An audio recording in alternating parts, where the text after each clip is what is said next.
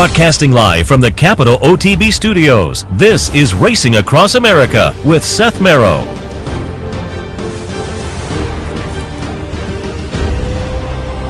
Good morning and welcome to the Sunday edition of Racing Across America. I am Seth Merrow. Thanks for joining us.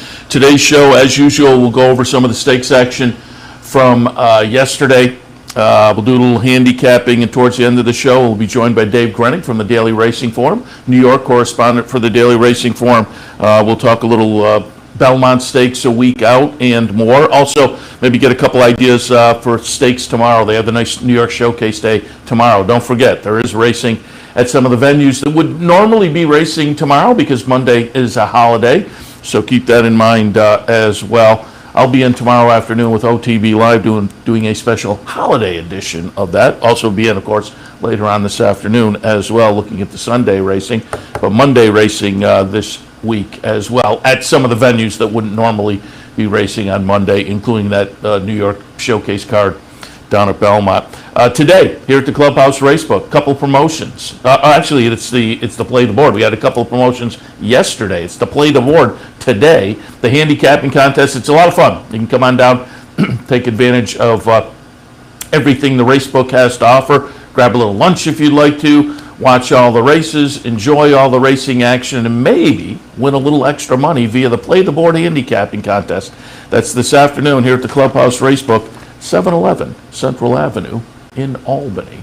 All right, I'm going to concentrate on the Churchill Stakes. Racing Across America yesterday, we were a little bit Churchill-centric, I said, looking at the good stakes action yesterday at Churchill, and it played out very nicely. I said some of those races would have implications in divisions going forward, summertime stakes races, potentially up at Saratoga, and I would think that's the way things kind of played out. Also, I'll get to it as we look at some of the racing action, but you maybe got a little hint on a winner too from our trainer guest Greg Foley, who liked one of his horses yesterday. I didn't call up the replay on the finale yesterday, the Douglas Park overnight. It was an overnight stake, but I wouldn't be surprised to see the winner of that one show up at Saratoga. They were talking about the Wise Dan next in the winner's circle.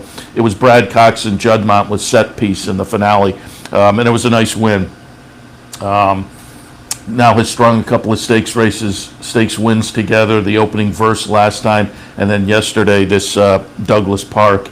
Set Piece won, what was it, chart margin of 4 lengths, 6-5. I had Set Piece on top. I was rooting against a little bit, though. I had 4 horses live in the pick 4, and all the other payouts were much better than Set Piece. Set Piece, took a lot of action at 6-5, and I wasn't quite convinced Set Piece was that dominant, but looked at down the stretch, and as I say, it's now strung a couple of stakes races together. They're looking at another stake coming up before the end of the Churchill meet down in Kentucky, but I wouldn't be shocked to see this one maybe head up to Saratoga. We saw this one at Saratoga last summer. So again, it's Juddmonte and Brad Cox. We'll see, but one of the stakes on the card yesterday that might have some implications for the Saratoga season.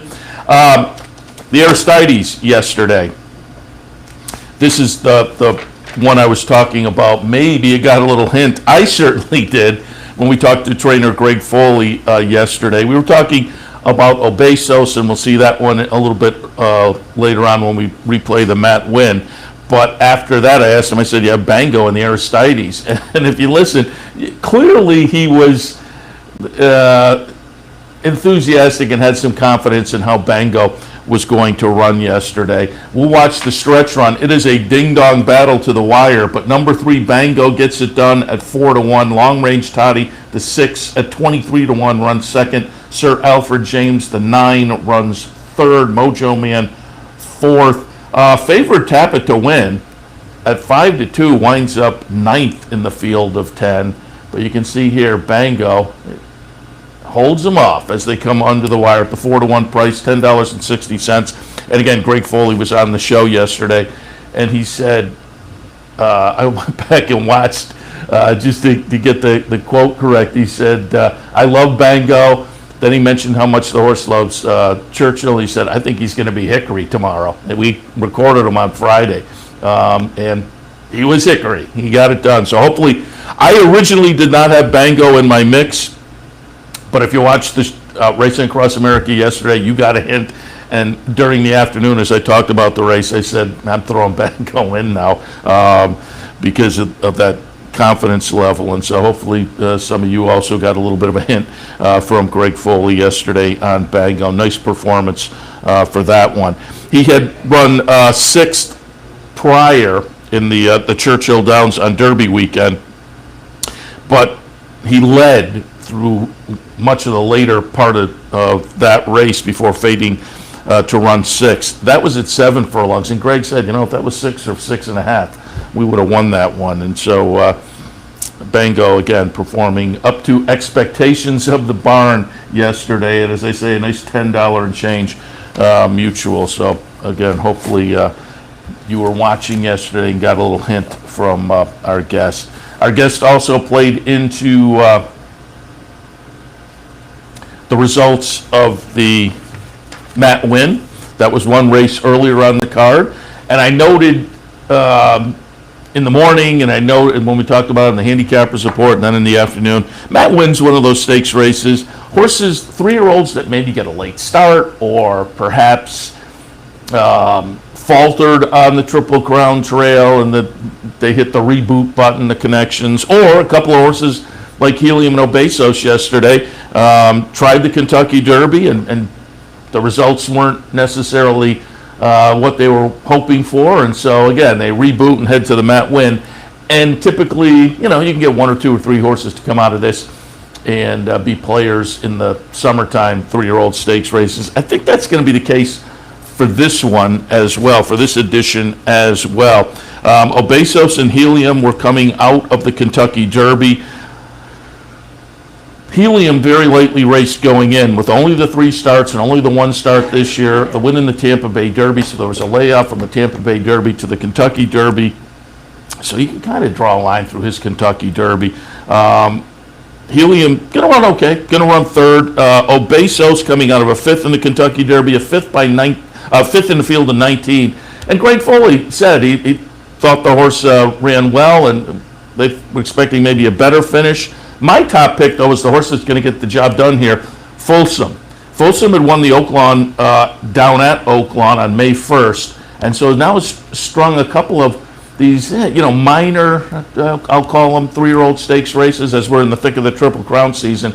They're Triple Crown races or Triple Crown preps, but they're nice stakes races nonetheless. The Oaklawn had a $300,000 purse. The Matt Wynn yesterday was a grade 3 for $150. So Folsom now has put a couple together, and I think he'll be a player as we go forward. It's Brad Cox, it's Juddmonte. Obviously, they have some nice 3-year-olds, and so we'll see what spots they pick. Talking what Mandaloon yesterday. Garrett O'Rourke was in the winner's circle at one point at Churchill, and might have been after this race, and mentioned Mandaloon headed to the Haskell. But prior to that, they'll use the Pegasus at Monmouth. So we'll see. You got the Haskell and the Travers and the Jim Dandy. And if you have a barn full of 3-year-olds, or if you have a few 3-year-olds that are at the top now, you can maybe pick your spots, and we'll see. But again, it wouldn't shock me to see Folsom up in New York taking a shot at one or both of the Saratoga 3-year-old races. But again, they may want to spot their horses and pick their spots. So we'll see how things shake out. Pennsylvania Derby, I suppose they could separate some and still go for some significant money, some of these summertime 3-year-old stakes races. But it was a nice race from Folsom. Obesos coming around the turn, made a nice move in the stretch. I thought, he's got a little edge on these maybe, and ran well. Just Folsom is turning out to be a nice 3-year-old on the dirt, and they talked about it yesterday. Again, Garrett O'Rourke was talking Folsom and noted, I think it was Joe Christofek was in the winner's circle asking, first 4 starts of the career were on turf. The last 3 starts have been on dirt. He's now undefeated on dirt, and they were talking about the breeding and whatnot, and kind of laughing a little bit. And sometimes you just zig when you should be zagging or whatever, but they got to the zag eventually, and now 3 for 3 on the dirt, including yesterday's Matt Wynn for Folsom. And as I say, Obesos for Greg Foley and West Point Thoroughbreds and Company. Decent little second in there, Helium third. So all three of these will be notable, I would think, on the 3-year-old scene as we move through the summer, picking their spots and looking for 3-year-old stakes action at the various venues over the next couple of months. The Regret was a little bit earlier. Nice result for me. As I say, I was alive to a little pick 4 going into the last race and hit it with the shortest price with the Juddmonte Brad Cox set piece. But got a little bit of value in the pick 4 with Gam's Mission and the Regret. I had that one on top. It was a Cherie DeVoe trainee, 4th career start, debuted running second in a maiden special, then won a maiden special, then went through the first condition. So a couple of wins in 3 career starts, and I said when I handicapped this race yesterday morning and then during the afternoon, just looked like one of those horses that had some talent, moving in the right direction, primed to be making that nice move into Stakes Company. Seemed like the right time to take the shot and might get it done. And it was Gam's Mission in the Regret yesterday. The number 7 horse at 6-1 over number 4 Spanish Love Affair, the 7-5 favorite for Mark Cassie. Flown ran 3rd, Oyster Box 4th. But again, it is a nice win here for Gam's Mission. Just grinds it out in the Lazy F colors, the old Forgo silks there. Chart margin wound up to be 3/4 of a length. From 2nd to 3rd, it was ahead. So it was a nice finish there, as I say, just kind of grinding them down coming up. And Cherie DeVoe, former Chad Brown assistant, in the winner's circle after the race. It was her first graded stakes win, so congratulations to her, getting it done in the Regret yesterday at Churchill. But then noted might head up to New York and try some of the 3-year-old filly turf races in New York this summer. So another one that potentially, no shock if we see that one up at Saratoga this summer, and that'll be fun because I think this is a horse with a little bit of a future. Certainly, again, still very lightly raced, and that was the stakes debut for this one yesterday, and made it look like, deserved to be there, certainly. The Shawnee on the card yesterday for the fillies and mares going a mile and a 16th. I was taking a little shot against Envoûtant. The horse to beat was Envoûtant. I played a little Miss Bigley coming out of a win at Oaklawn, and Miss Bigley wound up going off at 9-1. And I said during the afternoon yesterday, at 9-1, I'm playing some win on Miss Bigley, but Envoûtant is probably the one to beat. And so I put a little exacta money on Envoûtant over Miss Bigley. As I talked about it, the exacta, I think, was 21 and wound up being 13. We'll see him come down the stretch here, and there is a little bump between Envoûtant and Miss Bigley, but it didn't affect the finish. I mean, they took a look, but you can see the margin there, and Miss Bigley just isn't closing. She's going the wrong way. So there was a little bit of a bump. The stewards took a look. They didn't make any change. I think they made the right call there because there was some contact, but it wasn't, you can see by the margin there, it wasn't enough for them to make the call. So again, Envoûtant gets it done at 2-5 over the 9-1 Miss Bigley, who ran well. That was a decent second. Envoûtant is a very nice 4-year-old filly for Kenny McPeak, and had come out of a second place finish in the La Troyenne behind She Dares the Devil, who is very good. So running second to that one, no disgrace there. And as I say, nice little $13 exacta if you were using my kind of a strategy, and you like Miss Bigley at 9-1. You still wound up a little bit of money with the $13 exacta. Paris Lights runs third. I'm not sure what to make of Paris Lights this year. She was a very good 3-year-old last year for Belmont, won the Coaching Club American Oaks up at Saratoga. The seasonal debut, nice win at Aqueduct. The buyer went backwards a little bit, and then last time in the La Troyenne just didn't show up that day. And then yesterday, the third place finish, and I mean a well-beaten third for Paris Lights. So again, I'm not quite sure what to make of that one, but still only 3 starts this season. And here is one, it's Belmont, so you would think Paris Lights will be a horse that we'll see up at Saratoga, maybe taking a shot. So I'll be interested to see how her season progresses. But En Votant certainly off to a good start for the season, getting the stakes win yesterday in what was the 3rd start back this year, after the nice, as I say, 2nd last time behind She Dares the Devil. And we will also take a look at the Blame. And again, this was Stephen Foster preview day. So as I mentioned, Set Piece, they were talking about coming back maybe in the Wise Dad. And I mentioned a lot of these horses, maybe we'll see them up at Saratoga, but a lot of these horses we'll also see on that Stephen Foster day, where some of these races are playing as preps into some of the stakes they'll have that day before the end of the Churchill Downs meet.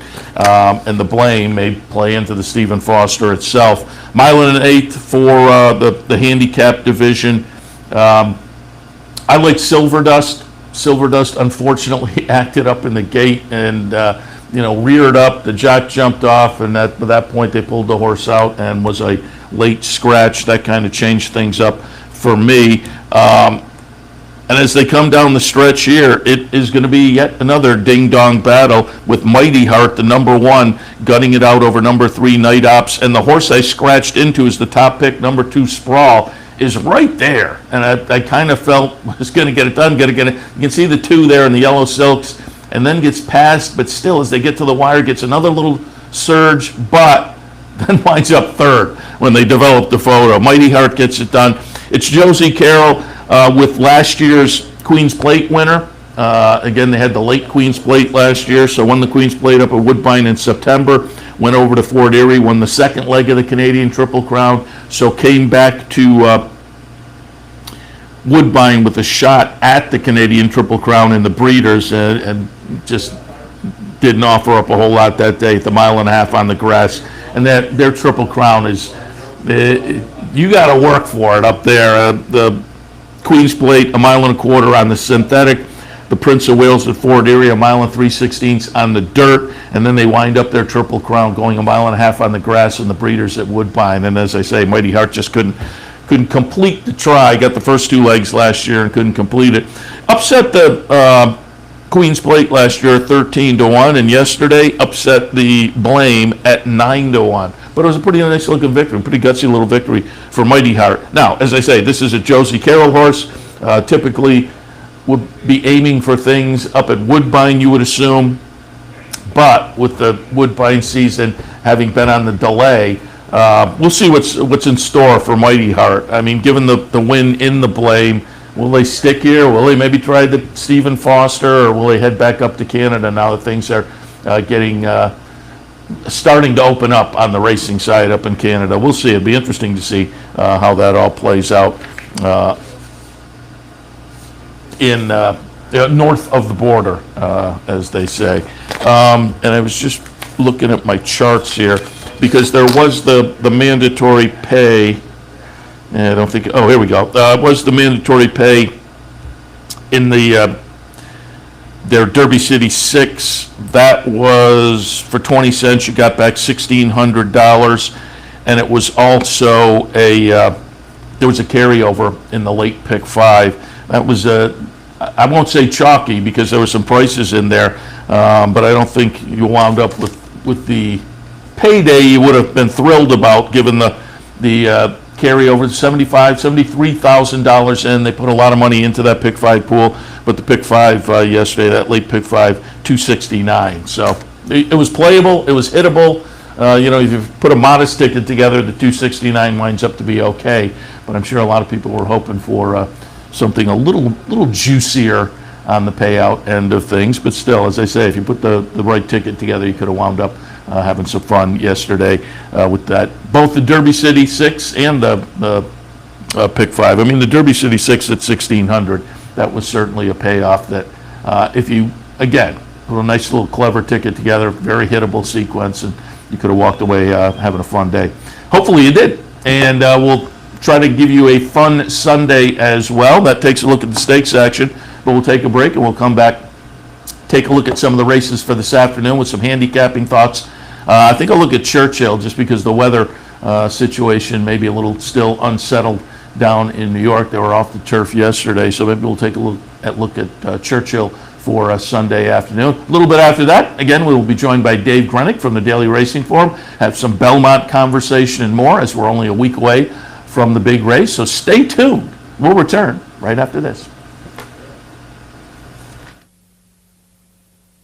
Where's the best place to find your favorite teams, your favorite food, daily drink specials, and wagering on live horse racing? Legends Field Sports Bar, 711 Central Avenue, Albany. Get your game on day or night with 75 flat-screen TVs, tournament-style pool tables, a private banquet room, and live horse racing. So if someone asks you, where's the best sports bar in the capital region? Tell them Legends Field Sports Bar, inside the Clubhouse Racebook, 711 Central Avenue, Albany. The Capital Region has some of the most sophisticated horse racing fans in the country. That's why Capital OTB built the Clubhouse Racebook. Here you can wager year-round on the best horse racing from around the world. The Clubhouse also has monthly promotions including live bankrolls, handicapping contests, and so much more. Like sports? Watch your favorite teams on more than 30 screens in Legends Field Sports Grill. Food, sports, and the excitement of championship horse racing. Only at the Clubhouse Racebook, 711 Central Avenue, Albany. Capital OTB is now streaming live on Roku. The RTN Racing channel on Roku lets you watch OTB TV live through your Roku device or your Amazon Fire Stick, rather than being limited to computers and mobile devices, which means you can now watch OTB live wherever you are. Simply open Roku, scroll to find the RTN channel, then click on OTB TV. OTB TV on Roku. Try it now. Welcome back to Racing Across America. Yeah, if you have friends who are outside the area, I've been saying it since we've been available on Roku the start of the year. If you have people come in during the Saratoga season, watch Capital OTB TV during the season and say, hey, wish we had this where we live. Tell them now you can via Roku. Alert folks that Roku option is available to everybody now. I'll take a look at the late pick 5 at Churchill. Again, I don't have a ticket put together. I just pulled up the website, and so I'm just looking at scratches. But, again, I'll look at a little Churchill because I'm not sure weather-wise what it's going to be like down in New York. But Churchill currently, it's listed as fast and firm, and they already have some scratches listed at Churchill. So we'll work from Churchill. Again, taking a look at the late pick 5 starting in race 5. This afternoon, but again, it's not a specific ticket, just giving you some thoughts on the card today. 5th at Churchill kicks off that late pick 5, conditional claimers on the grass at 1 mile and an eighth. I have it 5, 1, 2, and 8. I'll put Shady McGee on top. Came over from Europe, moved into the barn of Mike Maker, and they were ambitious. They got here, they tried the rush away on the synthetic at Turfway. The horse had raced on synthetic over in Europe as well and had done well, but the Rushaway wasn't much. Followed that up on the turf and an allowance at Keeneland. Frankly, that wasn't much either. But now they drop in for this conditional tag. I think the class move will be key here. Mike Maker, Tyler Gaffleone. I'll use Shady McGee at a 4-1 morning line price. In the second slot, we'll go to Majestic Row. Steps out of some starter allowance company. So again, you would have to think this is going to be a class move that will be beneficial. Typically shows some speed, didn't last time, but on the move into the claiming ranks, I think we'll get some of that speed back this afternoon from the rail. Could be tough on that angle. Knopfler in the third spot off a nice win to break the maiden last time at this 30 level. Now moves into the 30,000 N2L. That is not a stiff move, so off the last race should be a player also. In the 5th race at Churchill, 5, 1, 2, and 8. Race number 6 at Churchill, we are also looking at conditional claimers. Going 6 here, I have it 5, 1, 7, and 4. Number 5 is Marsac. Comes out of a couple of turf races at Gulfstream.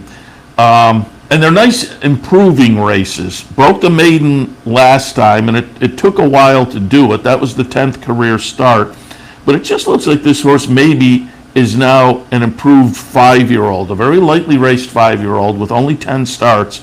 But the last 2 races just signal this horse has kind of figured it out. Now, they were both on the turf. Maybe this horse figured it out on the turf. I just have a feeling it's going to be a good fit with this bunch. There are dirt races underneath that are okay. So I'm hoping it was more, as we got to starts 9 and 10 of the career, the horse just got good, figured it out, and the switch in surface is not going to be detrimental, but the positive aspects of the improvement will rule the day, as it were. Marsac on top. Soros in the second spot. Big layoff from April of last year until May 1st of this year. The comeback effort wasn't much, but this horse was a stakes winner earlier in the career. Again, lightly raced on this one. It's a 4-year-old with only 5 career starts. It's one of those where it's hard to know exactly what to do with this horse because, again, this is a stakes winner earlier in the career, had that big layoff. The comeback was a dud, and now they drop way down the claiming ranks. And so this is one you can go either way with. I have it underneath because I have zero confidence that we'll get a good performance, but also there's enough there to think you can't leave it out of the mix. If this class drop and the fitness building first start play out, this horse could be the one to beat given what we've seen earlier in the career. Third spot, I'll use Shanghai's Dream. A couple of little third place finishes recently for Steve Asmussen. Say this one should be a player in with this bunch. 2 starts back was at Oaklawn, made that Oaklawn to Churchill move that I like quite a bit, and still ran a decent third, but with a little bit of an improved effort number-wise, so seems to be maybe moving in the right direction, and one that I also would be reluctant to leave out of the mix in here. In the 6th at Churchill, 5, 1, 7, and 4. Race number 7 at Churchill on Sunday afternoon. Optional claimers, non-winners of 2 other than on the grass at 8.5 furlongs. I have the 7th at Churchill, 1, 8, 3, and 6. I'll put Al Nassim on top. Came over from Europe. First start in the United States. Decent little 4th place finish. Came from the back of the pack and showed some nice closing punch. And as I say, in a field of 11, wound up 4th by less than 2 lengths. There's a trouble line of jump debris. So I'm not sure what was on the track, but that couldn't have helped things. So we'll look for this one in the second start in the United States to perhaps run back to that, maybe even improve on that. Al Nassim on top, second slot. Gwitty comes in from California, moves into the Mike Maker barn. The numbers this one typically throws fit very nicely with this bunch. It's how will this Southern California form transfer. Been over at Keeneland working, and the Keeneland work was okay. As I say, the numbers seem to fit. Interesting scenario on the California to Mike Maker move. So I think this horse will run well in with this particular bunch. Third spot, Color Me Pretty. Boy, comes from the clouds, and that is always with a type like this what you have to overcome. So the horse will be heard from in the stretch, but will it be enough? Will it be too late? Last time was far too late on the move from Turfway to Churchill in a similar event. Was sitting the back of the pack and could do no better than closing into 7th place finish in the field of 11. But starts just before that at Turfway show that this horse can get that motor going and get up into the thick of things. Just before that last start at Churchill, there were 1, 2, 3 races at Turfway where the horse was a good close-up second with that big closing kick. So one way or the other, Call Me Pretty will be heard from in the lane, but will traffic present an obstacle, or will Call Me Pretty get back to those turfway races? I'm thinking it's one you certainly have to put in the mix. In the 7th at Churchill, 1, 8, 3, and 6. 8th race at Churchill on Sunday afternoon. B-condition claimer, 1 mile and a 16th. The Trip. We talked to Joe Christofek from Churchill yesterday. We went over some of the stakes races, but we also, whenever we talk to him, get a little update on his Brilliant Racing partnership. He has a group that pop in on various horses, and I will reiterate, he said this year they're going to play around with some yearlings at the sales, and you can check out, if you type into Google Brilliant Horse Racing, you can check out his website. But in here he has Eskin for it, and I believe some locals, I know some locals are involved with some of the Brilliant Racing horses, and I believe some of the locals are involved with Eskin for it, who been a nice little horse for Brilliant Racing and Joe and the partners. 25 starts, 2 wins, 2 seconds, 3/3, $125,000 in the bank. There have been a few races where the horse has given folks a nice little thrill, including a nice little 3rd place last time. I'm looking for similar today. Eskin for it, the number 4 horse, and I have it 6, 1, 4, and 5 in the 8th. I'll put Spa City on top, Brad Cox and Godolphin. Tried turf last time.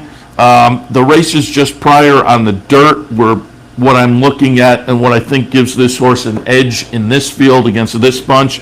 And so on the turf to dirt move and the drop into this conditional claiming level, I think Spa City becomes the one to beat. Sermon on the Mount in the 2nd spot.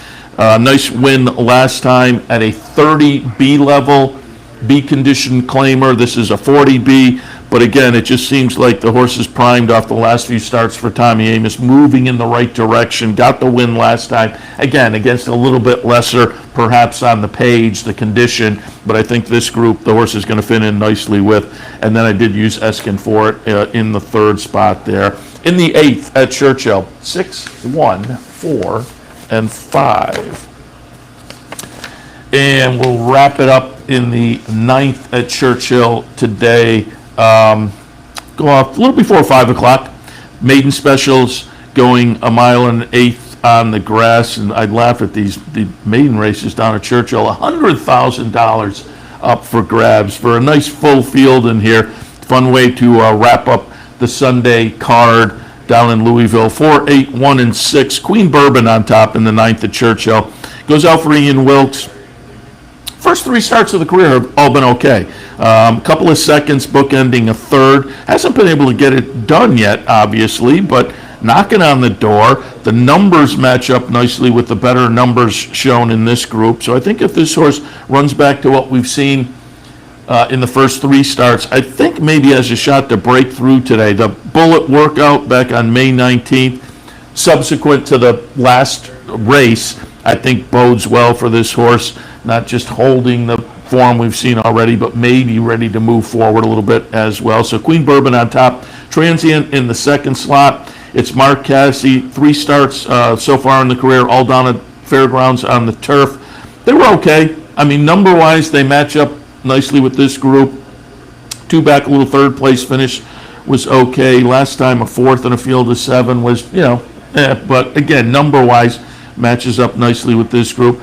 Now it's had a little bit of a break of latter part of March, all of April, early part of May, so better part of 2 months on the sidelines and being lately raced, maybe that little bit of a break. That's not a notable break, but maybe that'll benefit the horse to move forward a little bit. So Transient in the mix and Surrealist in the 3rd spot from the rail, has some speed, tried the turf last time for the 2nd time in the career. There was a turf start last year as well, last September, but then was on the dirt for 3 starts, got back to the turf last time. And I think if you look at the 2 turf starts, you can argue they're the 2 best races of the career. A couple of 2nd place finishes. The last time showed some nice speed and just got caught. Maybe benefits from that. A lot of times you see races like that where they have the ones on the PPs and just get caught. And then the follow-up race, those ones continue right through the finish line. Leaves from the rail, so I would think the Kenny McPeak trainee will have to show that kind of speed coming out of the gate to get some position. So I would think, that will be the game plan, the pace strategy for Surrealist today. So in the 9th at Churchill, 4, 8, 1, and 6. So as I say, didn't lay out a particular ticket there, but gives you some ideas to maybe consider if you're planning a ticket in that late pick 5 at Churchill on this Sunday afternoon. And again, they are listing fast and firm at this point, and scratches are up. I briefly grazed through scratches. I think I'm okay. Sermon on the Mount is out. Most of the other ones I looked at were kind of on the AE list. And so I think most of mine are okay, but in the 8th race, I did mention Sermon on the Mount. That one is out, but there are some scratches up. Other than that, I think the horses I was listing were okay, we're good to go. We'll take a break. When we come back, as mentioned earlier, we'll be joined by Dave Grening from the Daily Racing Forum. We'll get some updates a week out from the less now than a week out from the Belmont Stakes. We'll hit on some other New York news as well. All of that right after this. Stay tuned. Welcome to Albany County, an incredible destination to live, work, and play, with easy connections to more than a dozen cities from our vibrant modern airport. It's a short trip downtown to a hive of culture and amusement, from world-class shows at the newly renovated Times Union Center to reliving the past at the New York State Museum. From outdoor recreation to shopping to nightlife, Albany County has something for everyone. We'll see you soon. It's one of the richest days in horse racing. It's Belmont Stakes Day, and you don't want to miss a minute of the action. And with Capital OTB, you don't have to.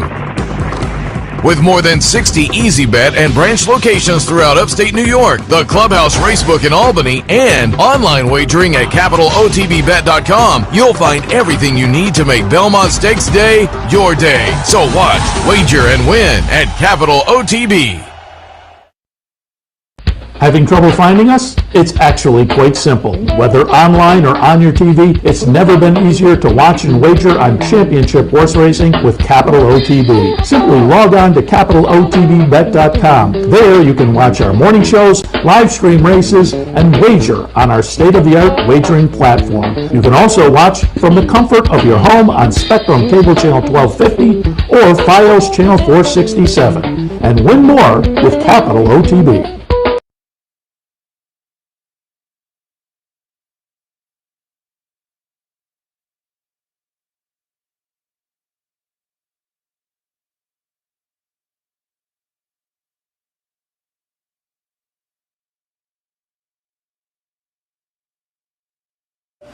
As promised before the break, joined now by Dave Grening from the Daily Racing Forum, the New York correspondent from the Racing Forum, and with a big week coming up in New York, I thought we would reach out. Dave, good morning. Good morning, Seth. How are you? Pretty good. Happy to have you on board to talk a little Belmont and beyond. I've been asking everybody the last couple of weeks, though, and I'm curious. I'm from your writing in the Racing Forum. You were down at Louisville for the Derby, correct? Were you at Pimlico as well a couple of weeks ago? Yes, I was. So I'm just curious. I've been asking everybody what it's like, a year out from the pandemic to have been Derby, Preakness with fans on track, and are there lessons that maybe New York can learn looking over the shoulders of Churchill and Pimlico? I don't know about lessons. It seemed like there was a sense of normalcy back, at least from a coverage standpoint. Being able to have access was great. I know that wasn't the case in 20, but being able to go to the barn area from my standpoint as a reporter was good. From a crowd standpoint, it seemed like, look, they had 50,000, I guess, on Derby Day. It seemed like a normal day that just wasn't overstuffed with people like it typically is. You could get around, but I don't know that that's something that they're going to want to, play crowd limits and make it that comfortable. They like to jam as many people in there as they can. And in Baltimore, it seemed like they had limited to about 10,000, which kind of made the place look a little bit barren to me. Made it almost look like a Thursday. Well, they don't have 10,000 people on a Thursday in any day, but it was very quiet. It just seemed kind of, to me, the Preakness lacked a little bit of energy as compared to the Derby. Well, take exception though. Thursday at Saratoga, you might get 10,000. Yeah, there you go. Speaking of Saratoga, the news came out that essentially full or near full capacity, but it seems like if we're giving advice to people, get your vax, because the vaccinated people will be getting, it sounds like, preference as far as that full access. Yeah, I mean, to me, if you're not going to get the vaccination, then either be prepared for a little bit of inconvenience or maybe just opt not to come. people have their reasons for not getting vaccinated, whatever they may be, and I'm not going to argue with them or quibble with them about it. But it's just that, to me, at a racetrack, it's hard for people don't have a lot of fun staying in one section. It's not like going to a hockey game where this is my assigned seat. I'm going to watch the game, and then I might go to the bathroom, I might get a concession, and then I'm going to leave. A lot of at the racetrack, especially Saratoga, people like to walk around, and I don't think that the non-vaccinated people are going to have that great a time. That's just my opinion. Could be wrong. Yeah, no, you make a great point. I really hadn't kind of thought of it that way, but you're exactly right. I mean, Saratoga, they have the band out in the backyard, and if you have your kids, you like to go get autographs from the jockeys, and there's a whole walking around as compared to other sports, as you say, where you go, you sit in your seat, maybe you go up and get a hot dog, but otherwise you're in your seat the whole time. It is a very different thing. But speaking of all of that, what's the game plan coming up down at Belmont for Belmont Stakes Day? They haven't really changed that much. From what I understand, they're expecting around 11 to 13,000 people. I don't think they're going to open it up for general admission, so people can judge if it's going to be a nice day or not, come out.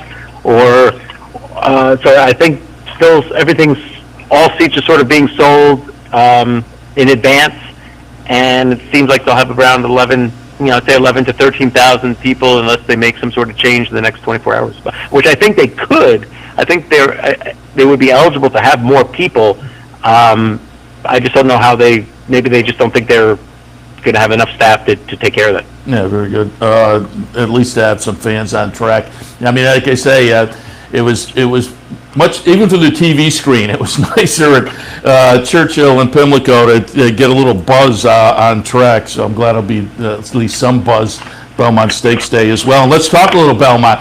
I pulled up some video going back to Friday for a few of the Belmont runners and just give some comments I pulled up Rombauer. Rombauer is going to be on the outside when we watch the workout video here. Known agenda, and reading your colleague Mike Welch, I thought he liked the known agenda work. When we watch that, he's going to be inside Dr. Post, and they're going to be chasing a Mark Hennig duo. And then Overtook and Bourbonic from Pletcher are going to work. Overtook is going to be on the outside when we look at the replay. Talk about some of the workouts that you've seen and how they're coming into play on Saturday. Yeah, I think with Rombauer, there was a twofold, two things that they wanted to accomplish with that work. One, they just wanted to get him over the racetrack, doing something more than just a gallop, and he had a nice, easy type of work where he followed another horse of a kind of a claiming horse that Jonathan Thomas trained, and he stabled in Jonathan Thomas's barn. So they gave him a little bit of a company. And it also was important from Michael McCarthy, the trainer standpoint, to have Johnny Velasquez, who's going to ride the horse for the first time, get on him and get a feel for what he may feel like, if there's any quirks or anything. And Johnny said he was pretty straightforward. I thought the best part of the work was past the wire. I thought he galloped out nicely. And, this is a horse that, even talking to Michael McCarthy prior to the Preakness, he said the one thing he knew for sure is that the horse would want to go as far as they write the races. So coming to a mile 3/16 and then coming to the mile and a half, he's pretty confident that his horse belonged in those distance races. And then his performance in the Preakness pretty much showed that he was classy enough to belong as well. So he's going to be, I don't know what the price is going to be on that horse, but he's going to be tough in that spot to me. With the Pletcher horses, I think maybe Known Agenda and Dr. Post, maybe it was a little bit more than Todd was bargaining for, Todd Pletcher, in terms of the type of work it was. I'm sure there was nothing wrong with the work, but it got a little bit racy, I guess you could say, with the horses that broke off in front of them. And then really, I don't know if you showed the gallop out per se, but Irad Ortiz sort of takes him in between the Hennig horses on the gallop out. It was one of Known Agenda's better works, to be honest with you. He hasn't one of those types of horses that wows you in the morning.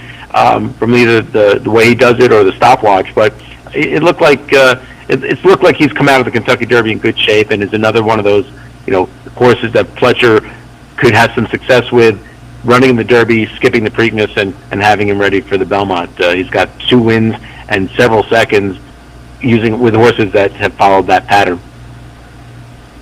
Overtook and Bourbonic. Thoughts on those two from Pletcher?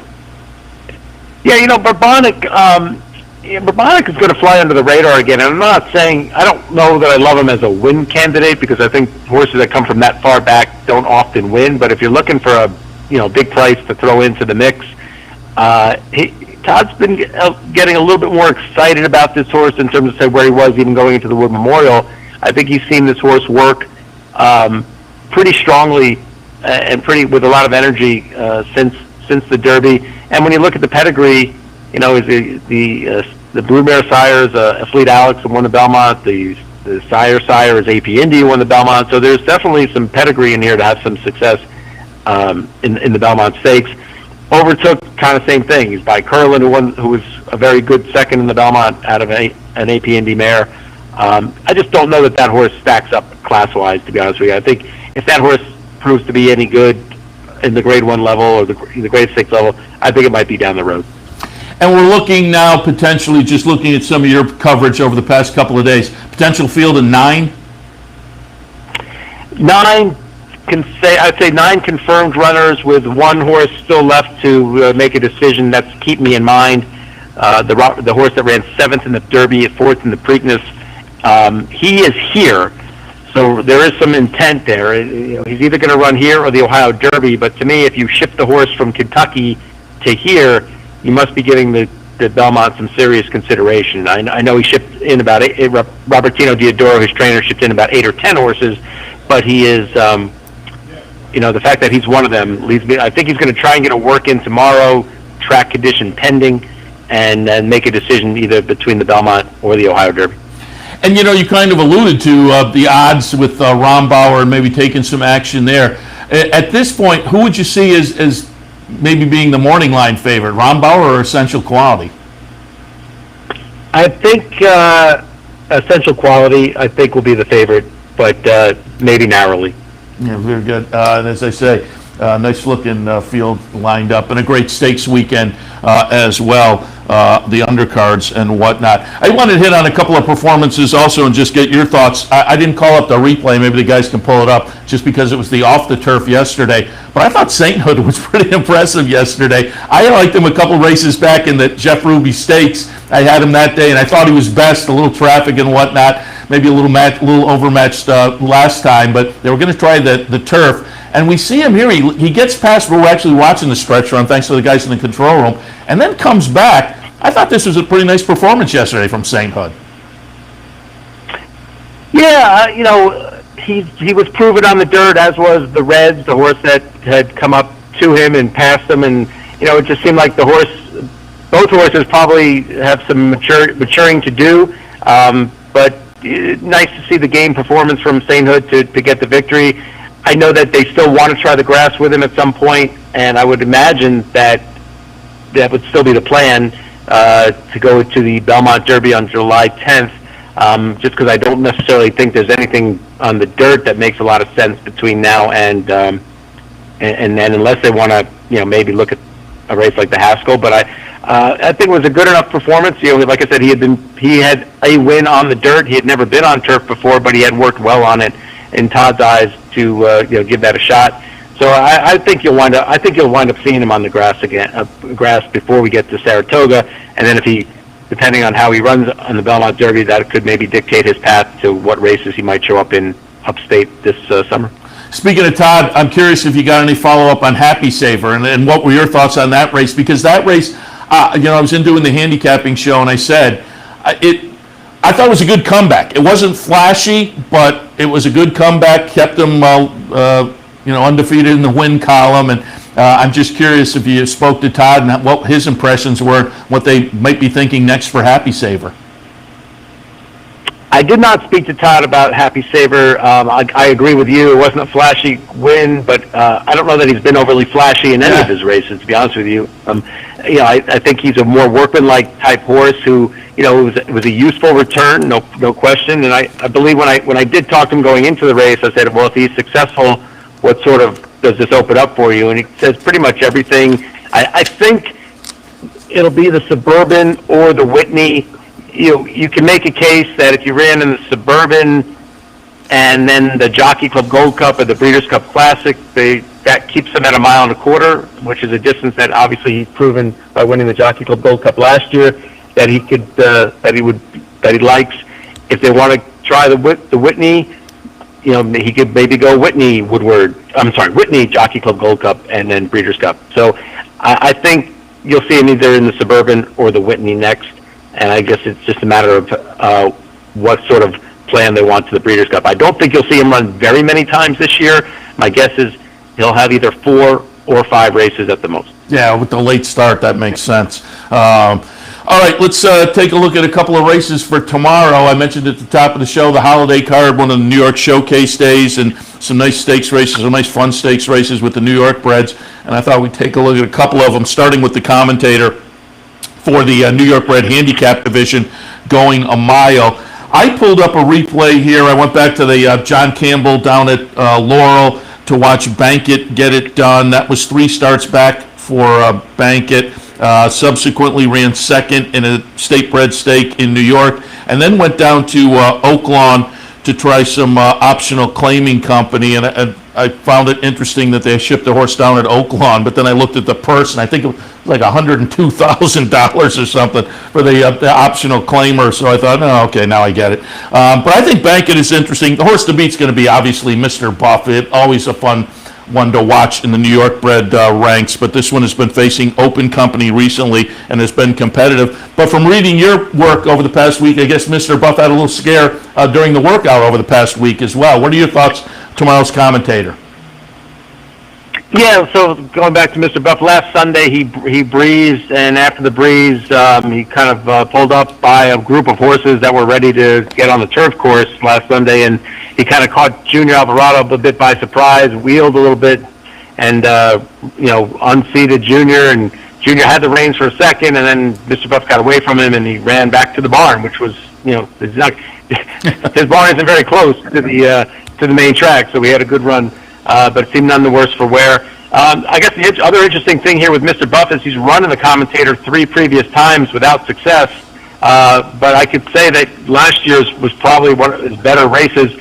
He got beat by Funny Guy, but he was giving that horse 7 pounds, was coming off a 4-month layoff, and was chasing a 22-3, 45-4 pace.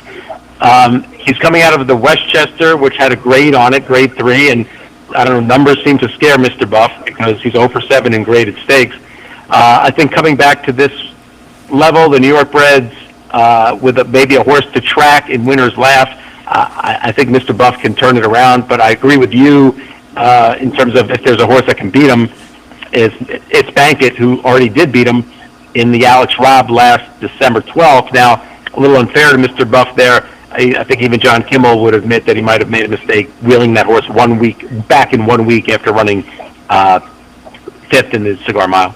Yeah, and still ran second on that as well. So maybe that's a feather in Mr. Buff's cap, actually. But let's turn the page now and go to the Mike Lee. Always a fun race for the 3-year-old New York breds. And I don't know whether there's any standouts in this race in particular, but there's a horse that has the chance to be a standout. And I'm going to pull up the replay to the career debut win by River Dog for Jeremiah Engelhardt. Solid 96 buyer. It's going to be interesting to see what River Dog can do in the second career start, stepping into stakes company like this. But again, off of that debut, maybe this is a special horse. Thin White Duke, interesting because it's Steve Chris owned and certainly has shown a little bit of ability so far in the career. Also have to mention our friends up here at Eddie F's in Saratoga. They have Lobster in the race. I always like to root for the local owners as well. But what are your thoughts on the Mike Lee? Well, one thing is Thin White Duke is going to run he's going to run today in the Paradise Creek, which has been taken off the turf. So Thin White Duke will scratch out of this race tomorrow and he'll run today. Look, I think the horse to beat is excellent timing, I believe. If you go back to his New York bred races, it just draw a line through the American turf. He was very solid in the maiden win at Aqueduct and in the Damon Runyon, which he won by almost 7 lengths. He was being pointed to the Pat Day Mile. The Pat Day Mile was coming up really tough. They didn't want to just ship the horse there and not run him. They thought, well, maybe we'll try him on the grass. Even though it was a big field, I don't think they thought that the American turf was going to be overly difficult or was coming up that of a hard of a race.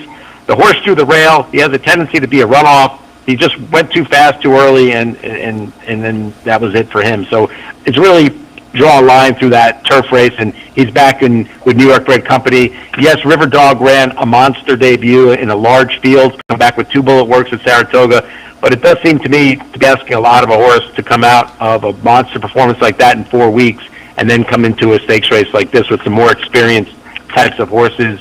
If he's that good, then he'll show it.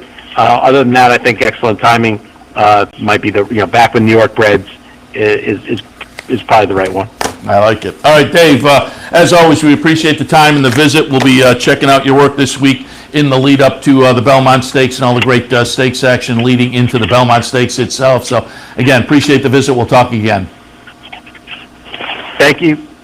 Dave Grening from the Daily Racing Forum. Again, you can check out his work, the hard copy, drf.com. A lot of great coverage coming up this week leading into next Saturday's Belmont Stakes with, again, great undercard of stakes. We'll have stakes on Friday, some stakes on Thursday as well, kicking off that Belmont Stakes weekend.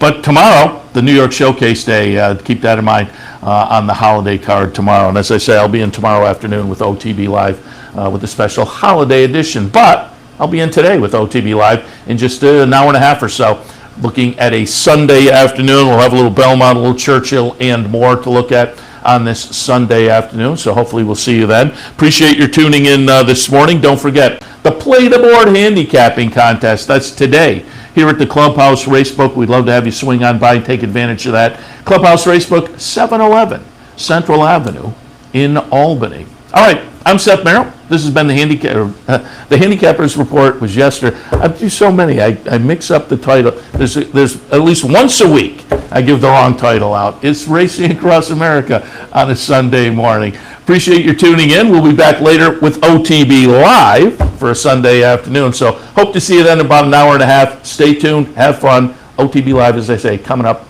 12:30 or so. We'll see you then.